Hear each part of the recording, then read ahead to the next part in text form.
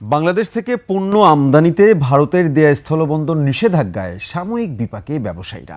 তারা বলছেন, ভারতের এমন নিষেধাজ্ঞার কারণে দেশটিতে পণ্য রপ্তানিতে খরচ বাড়বে। তবে এ ধরনের হঠকারী সিদ্ধান্তে শুধু সীমান্তের এপারের নয়, আর্থিক ক্ষতির মুখে পড়বে ভারতীয় ব্যবসায়ীরাও, বিশেষ করে সেভেন সিস্টার্সভুক্ত অঞ্চলগুলো। সাদাত হাবিবি সেতু রিপোর্ট। স্থলপথে বাংলাদেশ থেকে তৈরি পোশাক সহ নানা পণ্যবাহী এমন কয়েকশো ট্রাক আটকে আছে দেশের বন্দরগুলোতে, যাদের গন্তব্য ভারত। যার শুরু চলতি মাসের 17 তারিখ। স্থল বন্দর দিয়ে ভারত বেশ কিছু বাংলাদেশি পণ্য আমদানিতে নিষেধাজ্ঞা দেয়। এর আগেও এপ্রিলের শুরুতে তৃতীয় দেশে রপ্তানি পণ্য পাঠানোর ক্ষেত্রে বাংলাদেশকে দেয়া ট্রান্সশিপমেন্ট সুবিধা প্রত্যাহার করে নেয় দেশটি। এরপর বাংলাদেশও স্থলবন্দর দিয়ে ভারতীয় সুতা আমদানিতে নিষেধাজ্ঞা ঘোষণা করে। শেখ হাসিনা উৎখাত হওয়ার পরে ভারতের দৃষ্টিভঙ্গি বাংলাদেশের প্রতি এটা বন্ধুত্ব সুলভ নয়। ভারত থেকে প্রায় বছরে $10 বিলিয়ন পণ্য আমদানি করে বাংলাদেশ।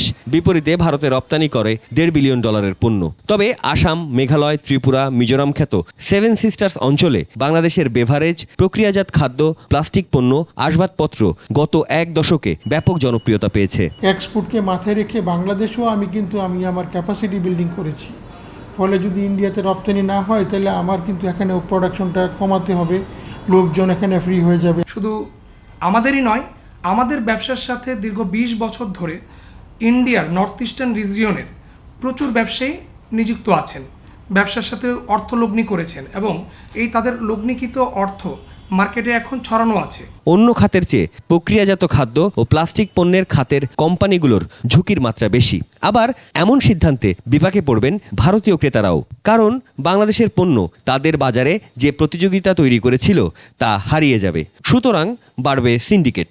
এমন সমীকরণ বিকল্প বাজারের আলোচনাকে নতুন করে সামনে এনেছে। নতুন মার্কেট খুঁজে পেলেও একটা প্রোডাক্ট ওই জায়গায় এস্টাবলিশ করার জন্য কিন্তু প্রচুর পরিমাণে আমাদের অ্যাডভার্টাইজমেন্ট থেকে ধরে ডিস্ট্রিবিউশন থেকে ধরে অনেক খরচ করার প্রয়োজন হয়। আর একই প্রোডাক্ট যায় না যে আমি আজকে ইন্ডিয়াতে দিচ্ছি না এই প্রোডাক্টগুলো, কালকে আমি এটা গালফ মার্কেটে দিয়ে দিব বা এশিয়ার অন্যান্য কান্ট্রিতে দিব, ইউরোপ আমেরিকার কান্ট্রিতে দিব, ব্যাপারটা এরকম না। বিশ্লেষকরা মনে করেন, স্বার্থ বিবেচনায় দুদেশকেই পাল্টাপাল্টি অশুল্ক বাধা থেকে সরে আসা মঙ্গলজনক। শত্রুতা সম্পন্ন কোনো কিছু করা ঠিক হবে না।